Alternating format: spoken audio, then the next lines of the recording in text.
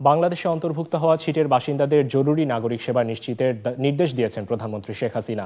জাতীয় অর্থনৈতিক পরিষদের নির্বাহী কমিটি একনেকের বৈঠক শেষে পরিকল্পনা মন্ত্রী জানিয়েছেন 3 মাসের মধ্যে পল্লী বিদ্যুতের লাইন স্থাপনের কাজ শুরু হবে।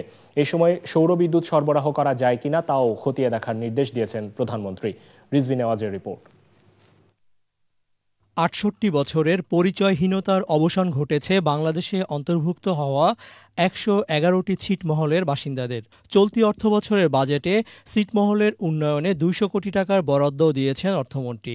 তবে এই মুহূর্তে স্বাস্থ্য শিক্ষা সুবিধা থেকে ছিটের বাসিন্দারা যাতে কোনোভাবেই বঞ্চিত না হন সেজন্য বিশেষ নির্দেশনা দিয়েছেন প্রধানমন্ত্রী শেখ হাসিনা।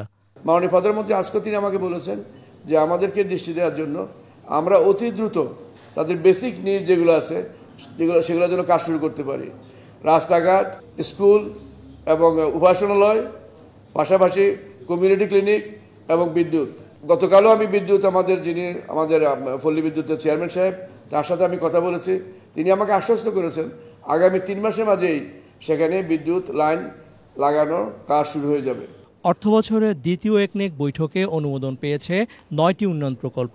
এর মধ্যে পূর্বাচলে স্থায়ী প্রদর্শনী কেন্দ্র নির্মাণের প্রকল্প রয়েছে। 2018 সাল থেকে ওই ভেন্যুতে বাণিজ্য মেলা আয়োজনের পরিকল্পনা রয়েছে সরকারের। ওটা যে পর্যন্ত ওখানে কার্যকর না হবে এ পর্যন্ত এখানে মেলা চলবে। আর ওখানে আমরা এটা নিয়ে যাব। ওটা নিয়ে যাওয়ার সময় হলো 15-16, 16-17, 17-18 3টি অর্থ বছর। 18 হলো আমাদের terminal date, that means completion date, projected completion date. 18 মাসে শেষ করার পরে ওটা ওখানে আরম্ভ হবে। আর আগ পর্যন্ত যেভাবে ছিল সেভাবে চলবে।